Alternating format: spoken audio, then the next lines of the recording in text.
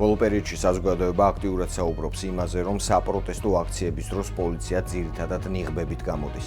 ნახოთ, რა სპეციალური საშუალებებია კანონში გაწერილი, რომელსაც შინაგან საქმეთა სამინისტრო იყენებს. ხელბორკილი ან შებორკვის სხვა საშუალება, სპეციალური ხელკეტი, ცრემლსადენი გაზი, წიწაკის გაზი, აკუსტიკური საშუალება, არალეტალური იარაღი, ფსიქოლოგიური ზემოქმედების შუქბგერითი მოწყობილობა, დაბრკოლების დამანგრეველი საშუალება, წყალსარტყორცნი, ჯავშანმანქანა და სხვა სპეციალური საშუალება, ელექტროშოკური მოწყობილობა. რაც შეეხება ნიღბებს, ევრონიუს ჯორჯიამ მკითხვით მიმართა შინაგან საქმეთა სამინისტროს, თუ რა შემთხვევაში შეიძლება პოლიციურმა დანაყოფებმა დაიფარონ სახე. პასუხი არ მიგვიღია.